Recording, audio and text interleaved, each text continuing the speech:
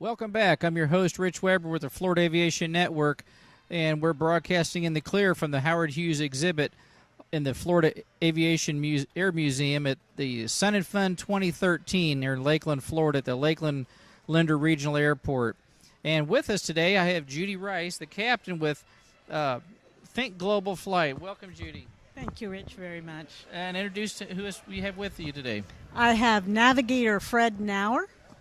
Fred. How you doing, Rick? Thanks for coming. You're welcome. And behind my right shoulder, I have Jessica Seaman. Jessica is an international lead student. Hi, Jessica. And off to my left shoulder is Keith Minerva, and he's the national lead student. Excellent. Hi, Keith. Nice to meet you. You too. Great. Well, tell us about your organization.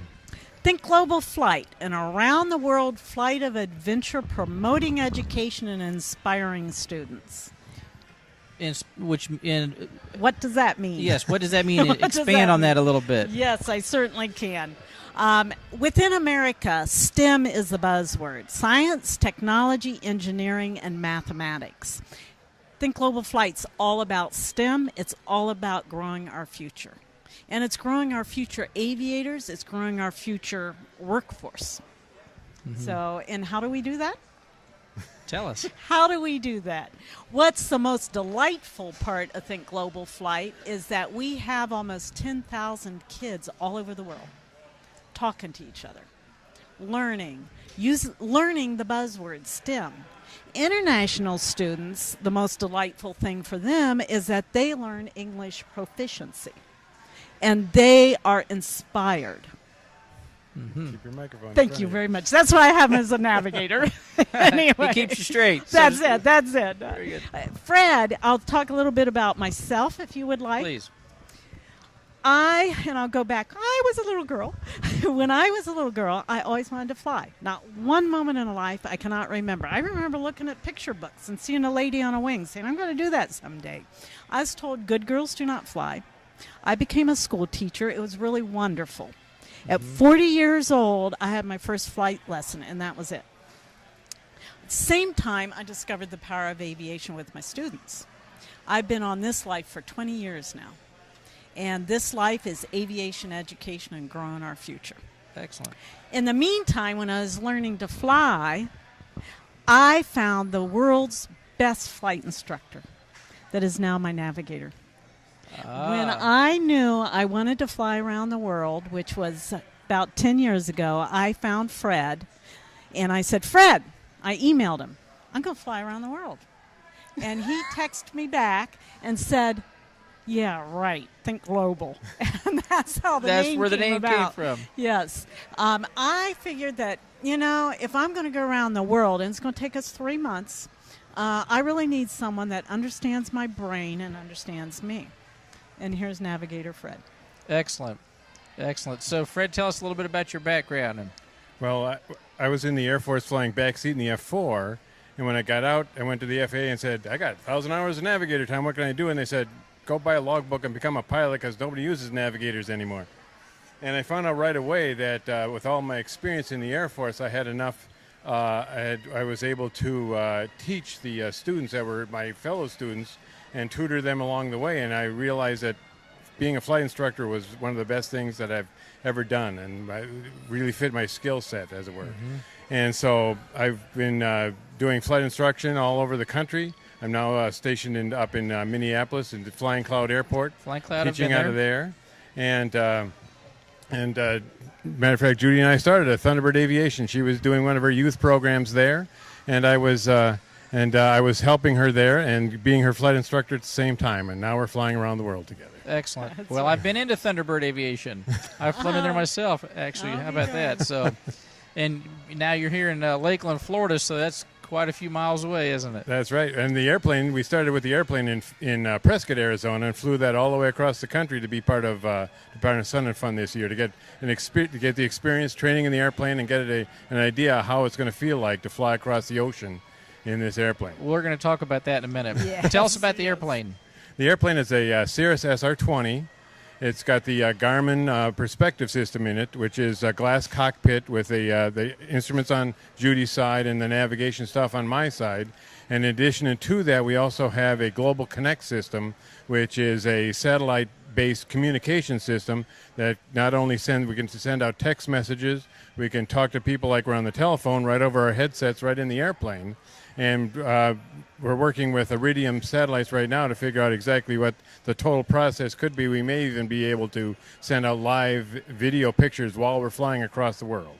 Well, that'd be exciting. They'd be able to, so you'd be able to send that out, and everybody then could. How would they be able to find that then off the website? Mm-hmm.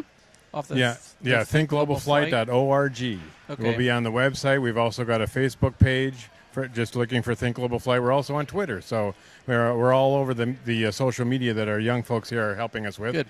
So in the meantime, then between now and when the time the flight takes place, you'll be able to post updates as far as how they can go on to get these updates during the flight after you kind of gather a little bit more information from Iridium and everything. Exactly. And we're also using the students as part of our planning process. The 10,000 students that we have right now are working on the research questions that are also part of the website to help us figure out what are the winds going to be, what kind of weather do we expect to have, how far can we fly in this airplane, what kind of extra gas do we need to put in the airplane. All those mathematical type questions, science and engineering questions that rather than just a normal math class can take the math stuff one step further and allow them to be able to get a real world connection to why they have to learn all those different subjects. Why it's important, and kind of it sparks their interest, of course, and it makes it a little bit more interesting and not quite so boring as just the basic math classes. They're what it's about. And that's what's going to get them thinking and give them another reason for learning the things that they learn in school. Is like Judy likes to say, it's all about the students. It's all about the kids. And at this time, I'd like to introduce the two most important parts of Think Global Flight. These students are what it's about. And we have college students, we have kindergarten students, again, we have students all over the world. Jessica Seaman is the international lead student. She goes to school here at CFAA. She coordinates the lead students all over the world. Very impressive. She is what it's about. She's going to be a private pilot pretty darn soon. And we have Keith Minerva. He is our national lead student, lives in Jacksonville. Keith is learning to be a private pilot. Jacksonville, that's where I'm from. Yeah. Yes. So they are what it's about. And if you would like to share a few moments about what you do and what you have experienced, and then we'll go to Keith. All right. What I do is I take care of all the student command centers around the world. I make sure that they have everything that they need in order to answer their investigative questions, stuff like that. And I also help them connect. Now, I think the coolest thing's got to be that I will possibly be going to Ghana with Miss Judy Rice to actually go and meet these students. And there's also other opportunities that will take me out of country to go meet all these students that I get to talk to online. Excellent. Now, you said the student command centers around. What does that mean exactly? Now, a student command center is made up, they're usually at schools, and all the students there, they follow the flight and stuff, and they work on the flight. Now, that is also where she's going to be stopping. That's how we pick where she stops or along the route. She stops and goes and meets these kids that we've been talking to for so long over the internet, and it's all been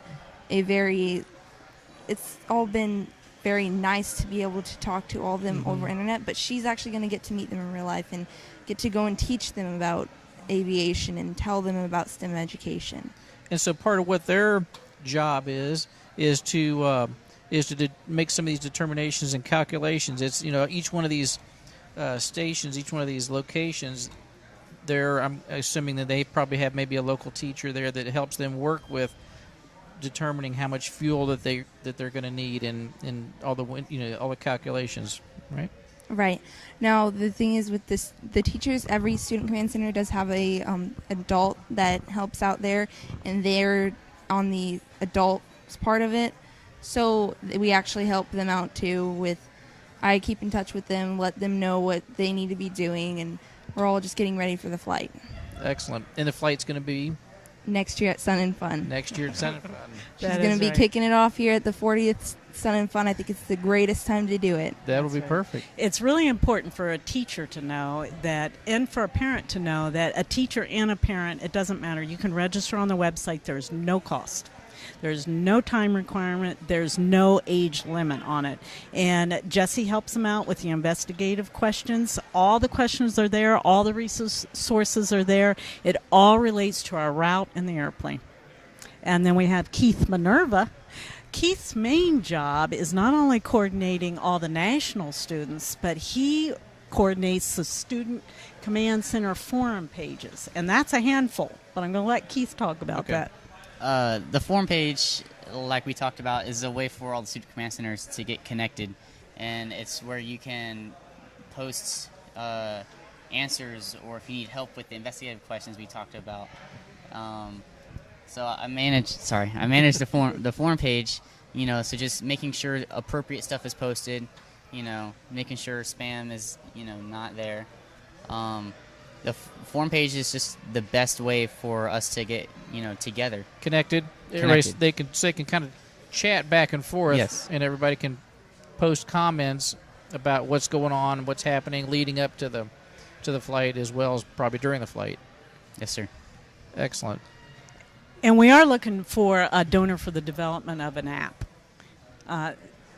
These two say we need an app, and they're right. The kids are always there. Everybody the kids needs- are using the website, but they want an app. And an app is important also internationally. As you look at our international population, internet is really an issue.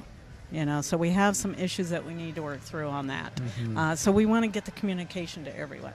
That's good. So maybe a way to work on the app is maybe post something. Obviously, any of our listeners and our viewers that they're tuned in today, if they have some resources or some knowledge, Exactly. then that would help. Or maybe even on the website, maybe do you think that the plans might be to put something on the website about what is needed?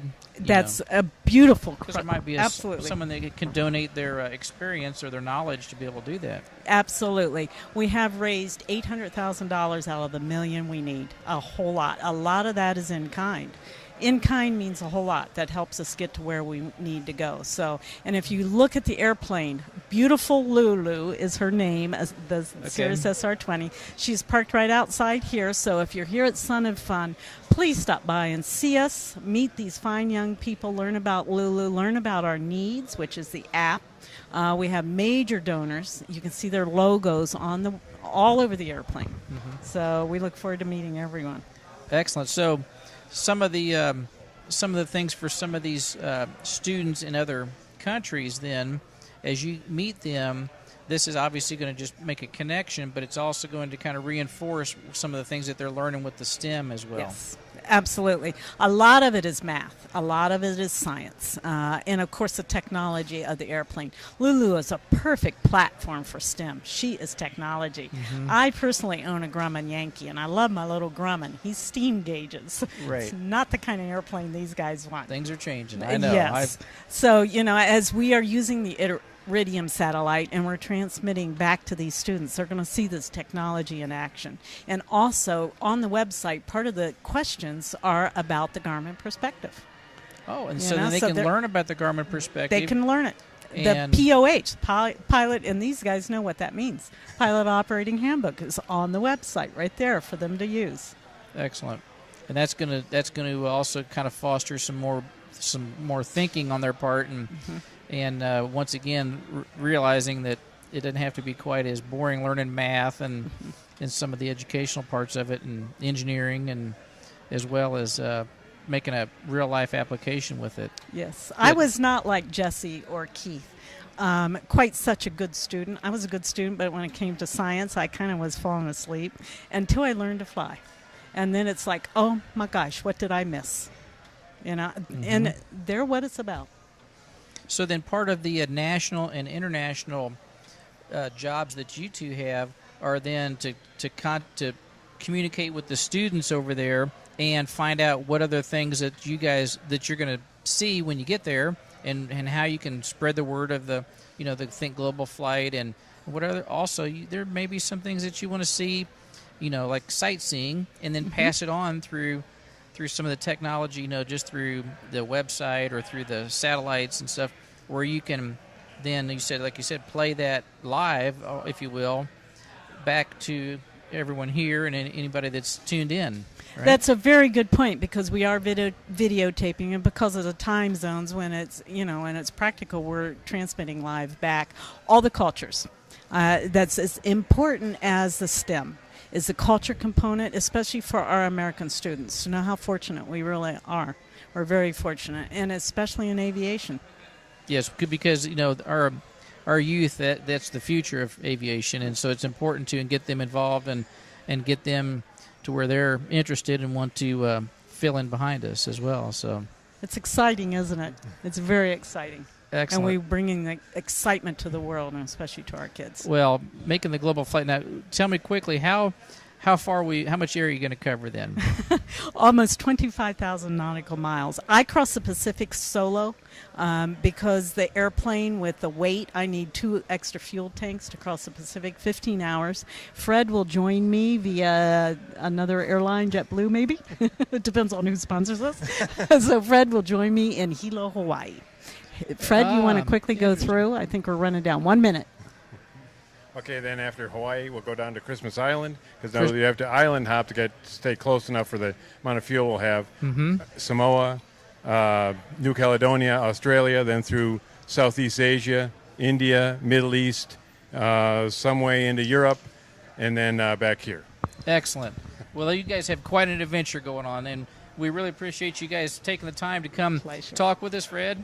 Thank you, Rich. And making the time to do that with us. And listen, everybody, stay tuned. We've got more information for you. We've got more speakers. We've got a great lineup. So tune in from the Florida Aviation Network. This is your host, Rich Weber. We'll see you soon.